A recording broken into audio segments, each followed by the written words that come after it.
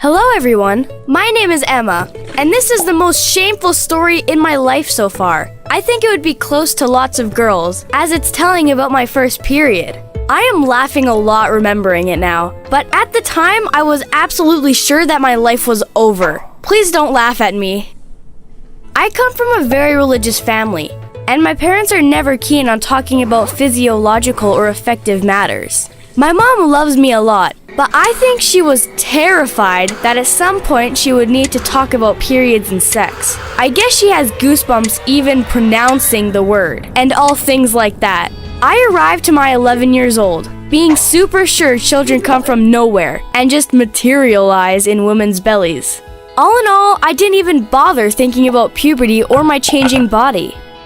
One morning when I woke up and went to the bathroom, I saw some strange brown stains down there. I had no idea what that could be and got scared.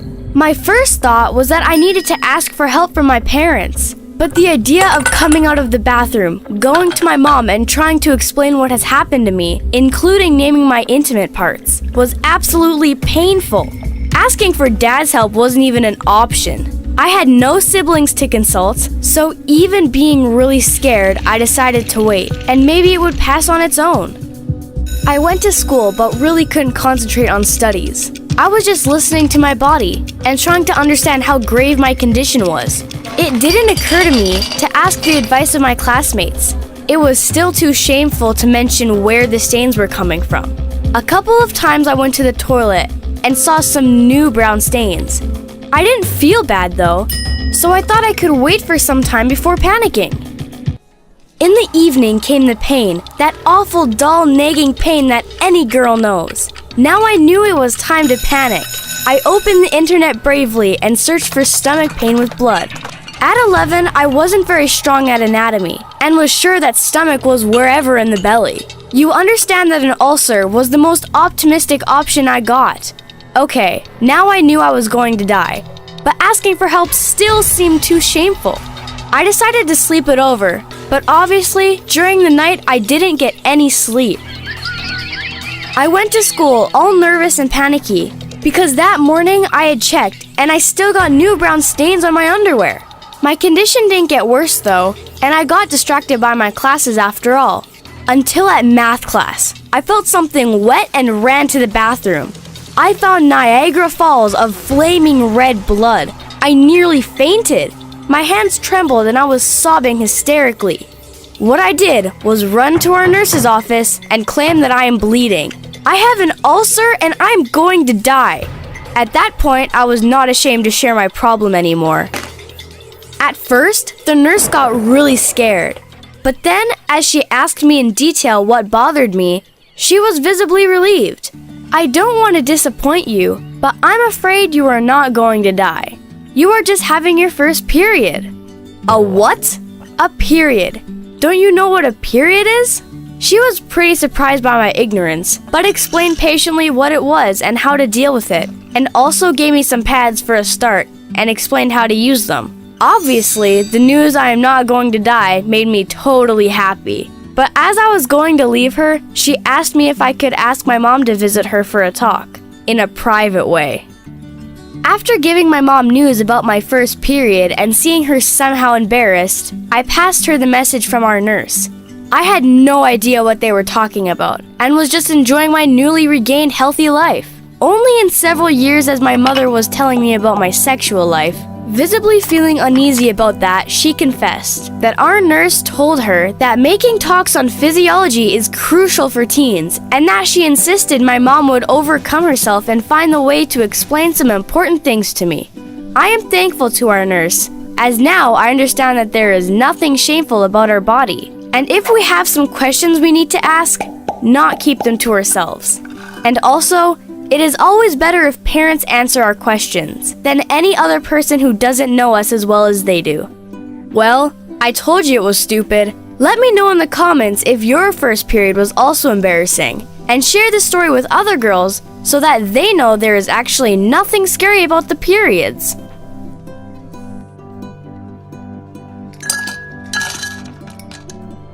story time about how one best friend saved me from the other. The school I went to was a public school that never cared or paid attention to things that went on unless it was brought up to the school board directly. It was sophomore year of high school and I had class with both my girl and boy best friend. The girl's name is Aspen and the guy's name is Nick. Since our teacher didn't care, all three of us picked our seats together. I sat in the middle between Nick and Aspen. Nick and I had known each other since kindergarten, so I was pretty comfortable with his company. I never thought anything of it when he leaned his head on my shoulder or squished my face with his hands. However, about halfway through the year, things started to take a turn. During class, Nick would put his hands on my thighs or he'd lean on me and wrap his arms around my waist.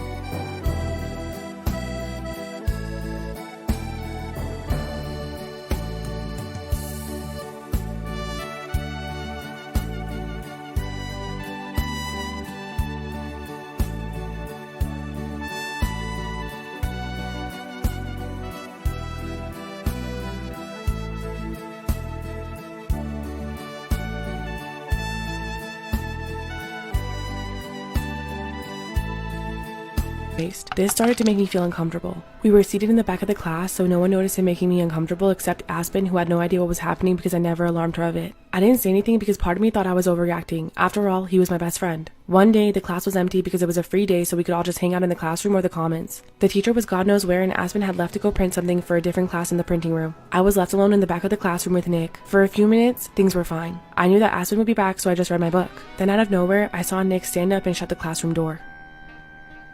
Part 2 of how one best friend saved me from the other. I was scared when Nick shut the classroom door, but I tried to ignore him and pretended to keep reading my book. I quickly dialed Aspen's number on my phone and slipped the phone into my pocket. Before long, Nick got impatient with me and ordered me to take off my shirt. I told him no, and that's when he grabbed a fistful of my hair and tried to do it himself. After a minute of struggling with him, Aspen busted through the classroom door with one of our school guidance counselors. Turns out she hadn't really gone to the print room. She had noticed Nick touching me inappropriately and making me uncomfortable the previous day, so she went to the guidance counselor to get help.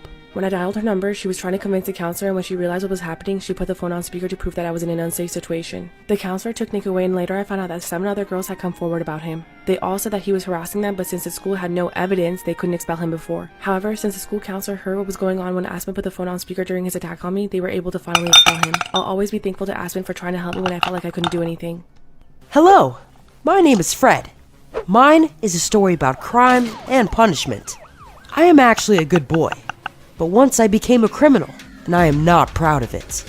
At school, I made friends with a group of very cool guys. There were 4 of us. We all made friends since early childhood, and I trusted them blindly. At some point, as we were growing, life didn't seem thrilling enough anymore. We were trying to invent ourselves some dangerous activities, from parkour to extreme acrobatics, but it wasn't what we needed. After some thought, we came out with a brilliant idea. Shoplifting.